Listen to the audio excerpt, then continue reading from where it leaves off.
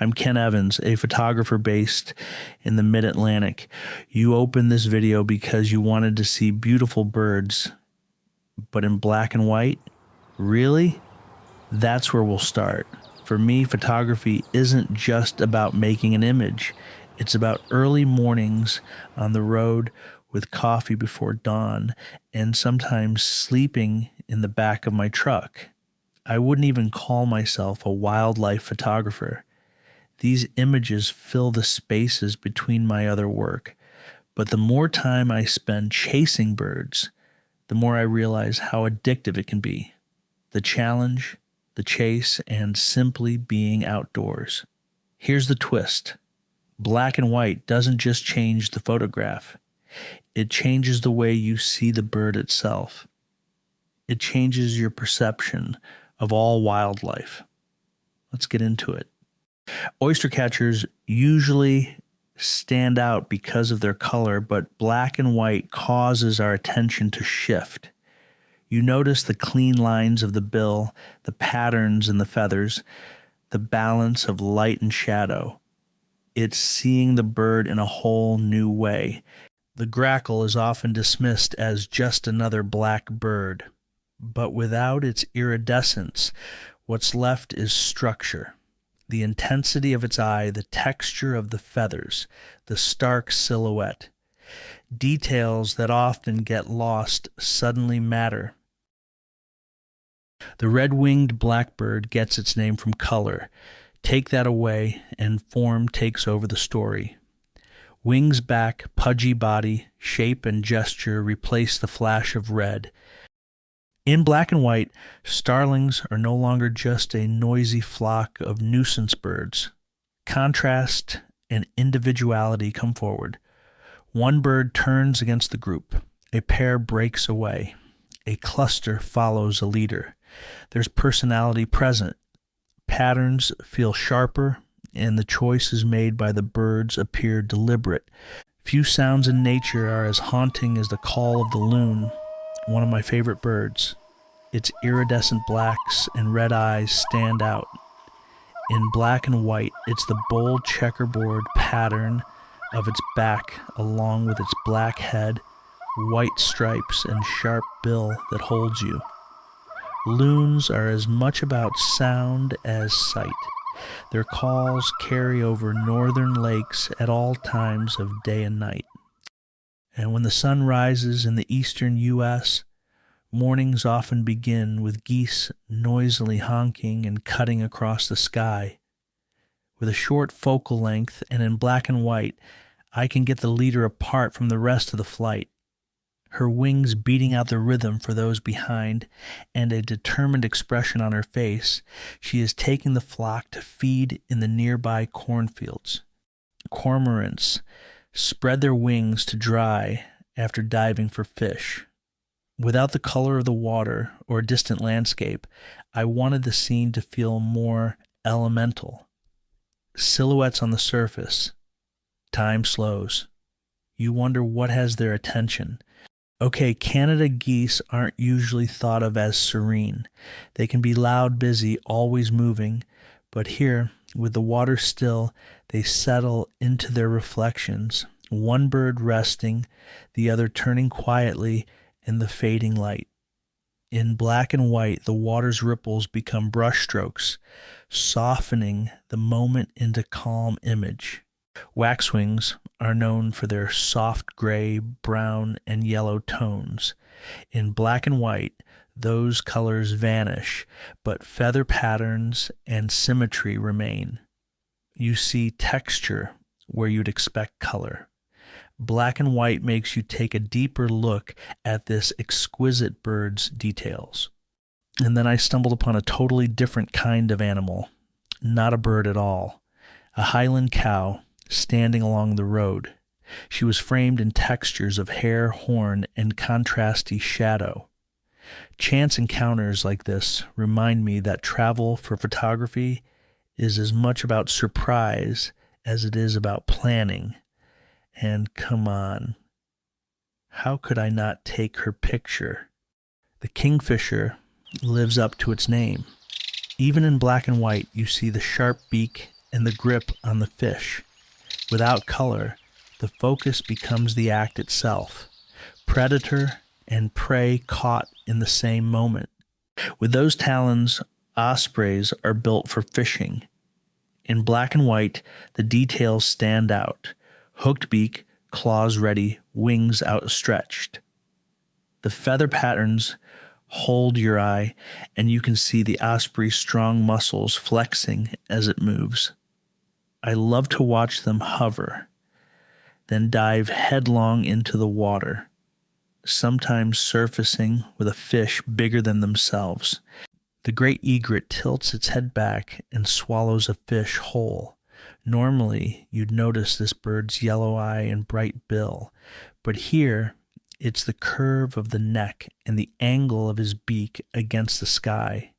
Exposure on white feathers can be tricky, but in black and white, those details come alive instead of being blown out.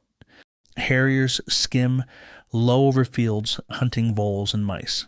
In black and white, the sweep of their wings feels sharper. There's less distraction for the photographer and more focus on the line of flight. Slow and steady, they drift close to the grass until, bam, they drop onto their prey and eat again. A pair of red-shouldered hawks sit together, shoulder to shoulder. Without color, the image is about posture, their connection to each other. Two mated birds, their shapes balanced in the rhythm of the patterns of their feathers. The red crown is gone, but the feather pattern of this red-bellied woodpecker takes over. Stripes and contrast remain, details you might miss in a color photo. Not a bird we think of as a predator, unless you're a grub or an earthworm. And here again, not a bird at all, but another worm eater. I'm always looking down to make sure I'm not stepping on anybody. In black and white, the rough texture of the toad's skin looks as deliberate as any feather. I've learned during my time in the field that predators take many forms, and not all of them take flight. In Melville's Moby Dick, gannets were called winged gluttons. Truth is, they're striking seabirds, often recognized for the golden color on their heads. In black and white, that color vanishes. What remains is their sharp lines, long wings, and a spear-like beak cutting low across the waves. The surf scotter is a dark sea duck with an orange-tipped bill and white patches on its head and neck. In color, that bill acts like a beacon. In black and white, the bird separates cleanly from the water surface, a single form riding above waves, feathers textured against the shine of dark seawater. Spending time around birds, you quickly see the divide between birders and bird photographers. Birders think we're too focused on only the shot. Photographers think birders guard their secrets. The truth? Both groups care deeply. For me, I want to make the picture and respect the bird in the process. Tree swallows are flashes of navy blue in summer light. Without color, their movement is reduced to clean contrasts, white belly against dark wings. They're difficult to photograph, fast and erratic in their aerobatics. On windy days, when they fly into the wind to approach their nests, that's when I'm able to take their photo. The mourning dove is familiar everywhere, perched on wires and fence posts. In black and white, she feels quieter, more deliberate, as if she knows she's found the safest perch around. Willets are plovers, delicate shorebirds, often overlooked by beachgoers. Their nests can be vulnerable to disturbance by humans. Their sandy colors usually hide them, but in black and white there's no disguising their round body, thin legs, and pointed bills. You see their fragility, their presence, and the urgency of their continued survival. Driving to my next campground, a box turtle crossed in front of my truck.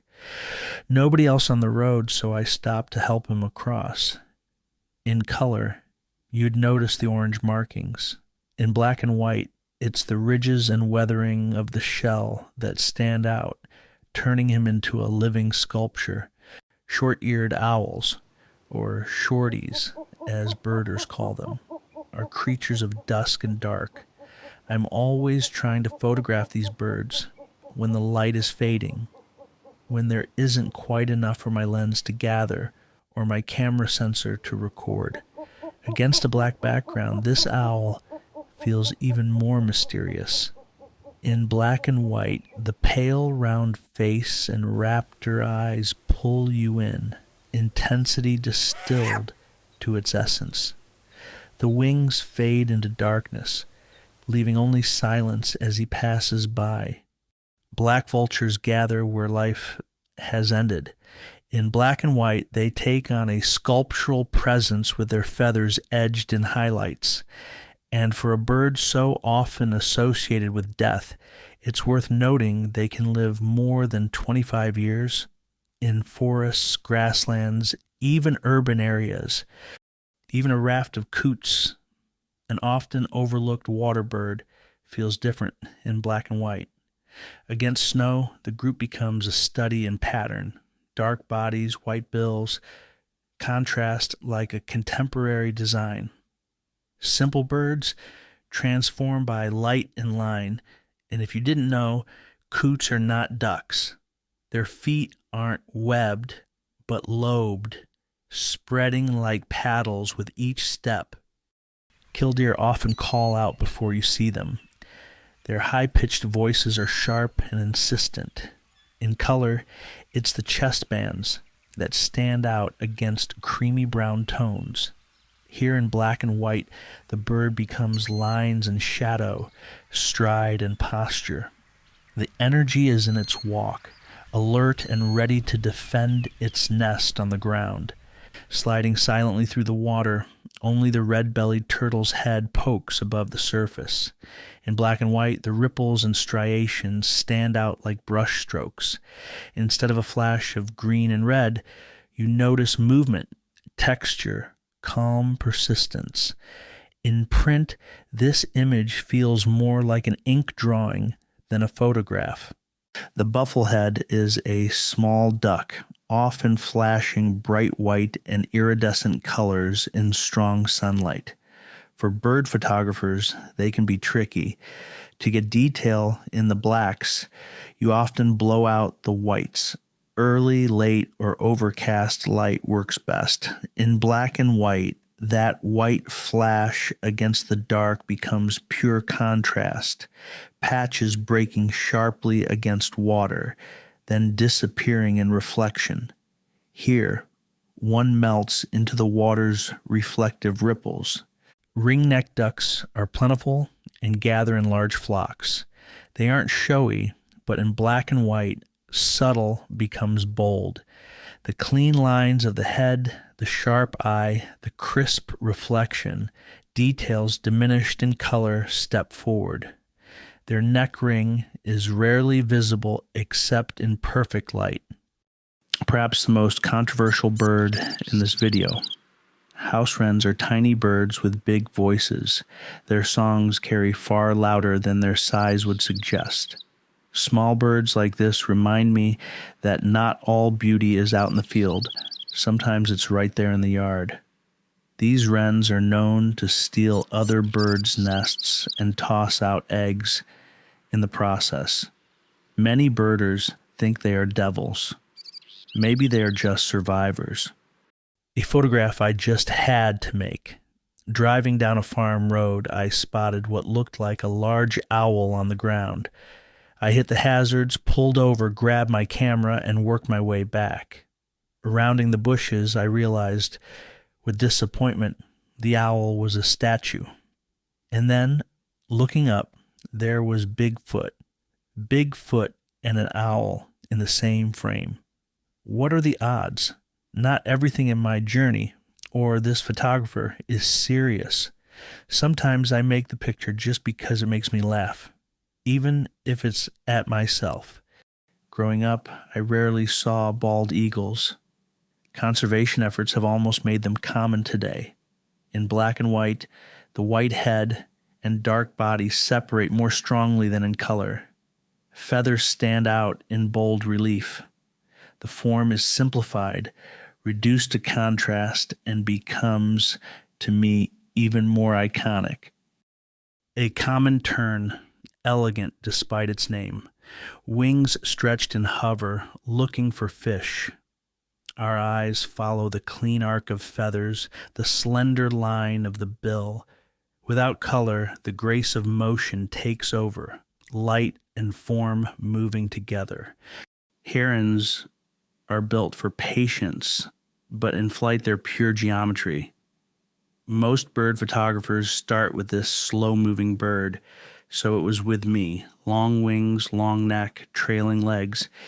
In black and white, the heron is stripped of its blue feathers and yellow legs, left with only shape, an elegant equation capable of astonishing flight.